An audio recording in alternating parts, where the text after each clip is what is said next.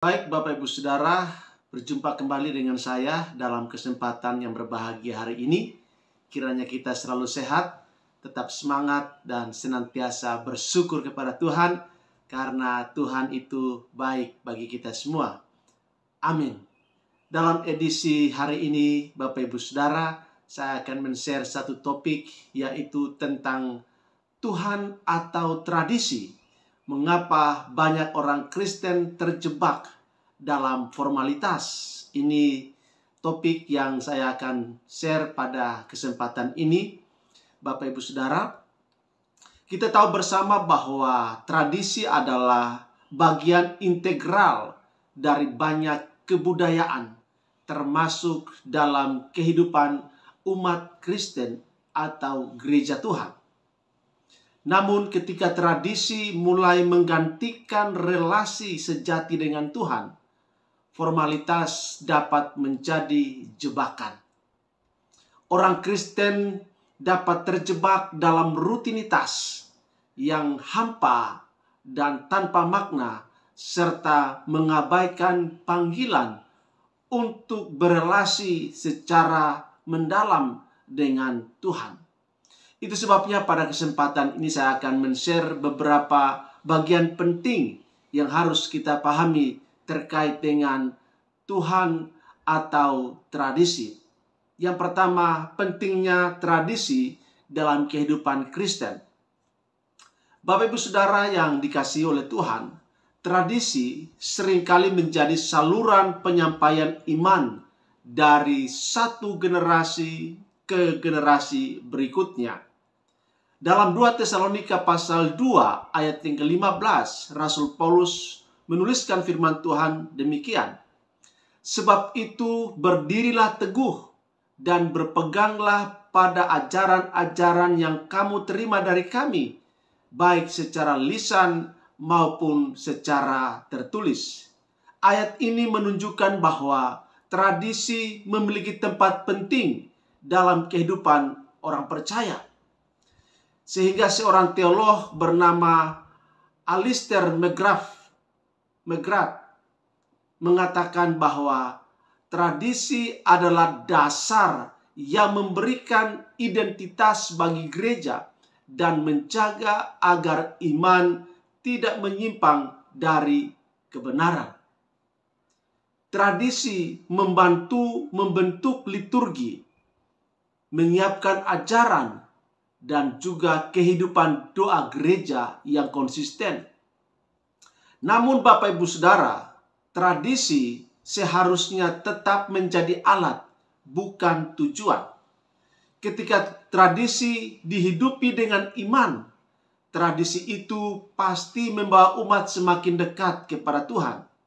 Misalnya tradisi perjamuan kudus menjadi peringatan tentang pengorbanan Kristus, sehingga bukan sekedar rutinitas ritual tanpa makna. Bapak Ibu Saudara, kita perlu memposisikan tradisi secara tepat dan benar, serta bertanggung jawab dalam konteks iman Kristen kita. Jangan sampai tradisi menjadi tujuan dan lebih tinggi daripada Tuhan, sehingga bisa terjebak ke dalam penyembahan berhala. Karena segala sesuatu yang kita perlakukan lebih dari Tuhan, maka itu akan menjadi berhala. Karenanya tradisi, rutinitas yang kita lakukan, kita harus betul-betul memperhatikan nilai-nilai iman di dalamnya. Kemudian yang kedua, bahaya formalitas yang menggantikan relasi dengan Tuhan. Nah Bapak Ibu Saudara, meskipun tradisi memiliki nilai positif, namun akan ada bahaya yang muncul ketika tradisi berubah menjadi formalitas yang kosong. Dalam Matius 15 ayat 8-9, Tuhan Yesus berkata, "Bangsa ini memuliakan aku dengan bibirnya, padahal hatinya jauh daripadaku. Percuma mereka beribadah kepadaku, sedangkan ajaran yang mereka ajarkan ialah perintah manusia." Bapak Ibu Saudara, kritik Yesus terhadap orang-orang Farisi ini menjadi peringatan bagi gereja pada masa kini. agar jangan sampai gereja juga terjebak dalam formalitas-formalitas agamawi yang kosong tanpa makna. Ini penting menjadi catatan perhatian dari kita. Seorang teolog Jerman bernama Dietrich Bonhoeffer, dia mengatakan bahwa ibadah yang sejati lahir dari ketaatan hati, bukan dari ketaatan formal.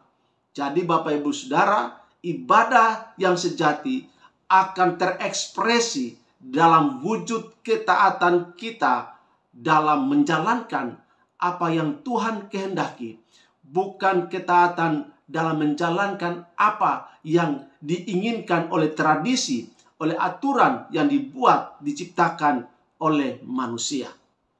Bapak Ibu Saudara, formalitas muncul ketika hati umat kehilangan semangat untuk mencari Tuhan, dan tindakan ibadah hanya menjadi kewajiban rutinitas.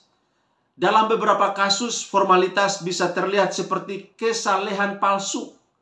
Contohnya, orang mungkin hadir di gereja secara rutin, tetapi tidak mengalami pertumbuhan rohani.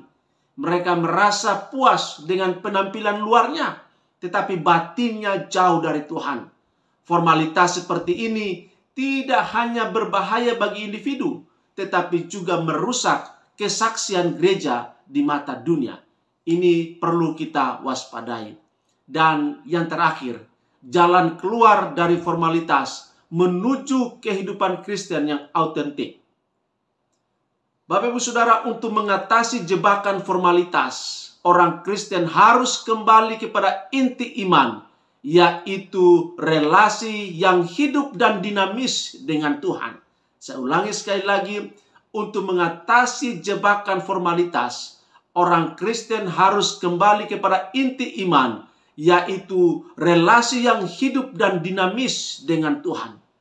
Dalam Roma pasal 12 ayat 1-2, Rasul Paulus menulis firman Tuhan berkata, "Karena itu saudara-saudara, demi kemurahan Allah, aku menasihatkan kamu supaya kamu mempersembahkan tubuhmu sebagai persembahan yang hidup, yang kudus, dan yang berkenan kepada Allah. Itu adalah ibadahmu yang sejati. Janganlah kamu menjadi serupa dengan dunia ini, tetapi berubahlah oleh pembaharuan budimu."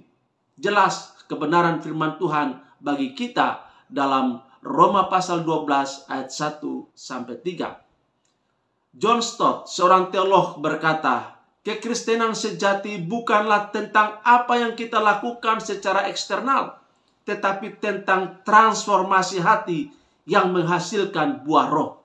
Jadi ibadah kita, penyembahan kita harus menghasilkan perubahan karakter yang nampak dalam buah roh dalam kehidupan kita. Oleh sebab itu, gereja perlu menekankan pentingnya pertobatan dan relasi yang hidup dengan Tuhan melalui doa, firman, dan persekutuan dalam komunitas. Bapak Ibu Saudara yang dikasihi oleh Tuhan Yesus Kristus, mari kita bangkit berjuang untuk betul-betul agar ibadah kita bukanlah ibadah formalitas, rutinitas agamawi yang kita jalani, tetapi ibadah kita merupakan ibadah yang mengekspresikan cinta kasih kita kepada Tuhan, yang menghasilkan perubahan-perubahan transformasi dalam kehidupan kita, baik dalam karakter, spiritualitas, maupun dalam kesaksian kita. Demikian firman Tuhan yang bisa saya share di kesempatan ini, kiranya bermanfaat bagi kita semua. Tuhan Yesus memberkati dan shalom untuk kita semua. Amin.